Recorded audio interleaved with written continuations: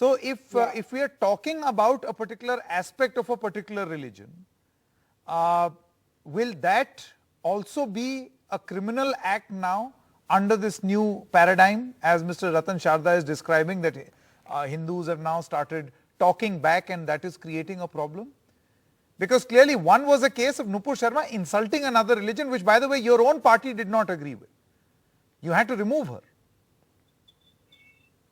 Okay, Sanket, first of all, let me start by saying that both religion and being insulted is a very personal thing.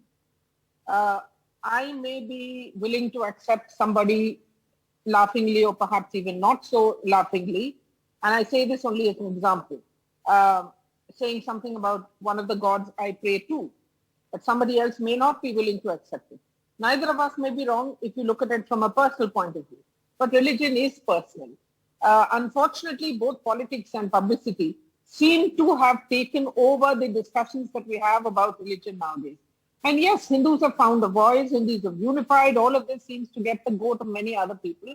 But the point that I'd like to make here, and I've been saying this for eons, that when you are a person of, in a public face of a party, or an organization, or an MP, or a minister, or something like that, or a big journalist, or artist, etc., you must learn to hold both your tongue and your temper.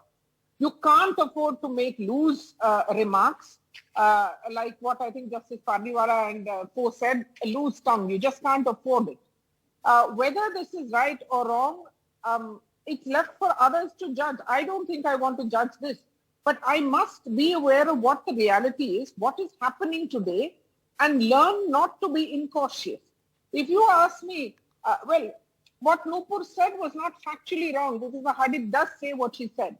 Perhaps the way she said it, she got irritated, angry, because of the way she was also being unnecessarily almost heckled on TV. But that's a very common thing that all of us, when I was a spokesperson, it happened to me. But when I was a spokesperson, we were in opposition. So when you're in opposition, you get away by saying with saying a lot of things. When you're in the ruling party, you need to be more cautious about the way in which you present yourself or your words.